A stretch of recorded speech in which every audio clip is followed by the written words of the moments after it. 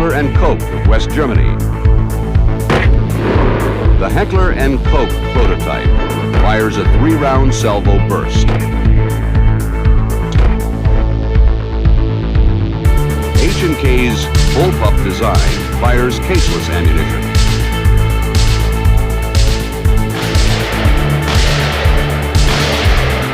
By eliminating the extraction cycle, it can fire a salvo burst at a rate of 2,100 rounds per minute.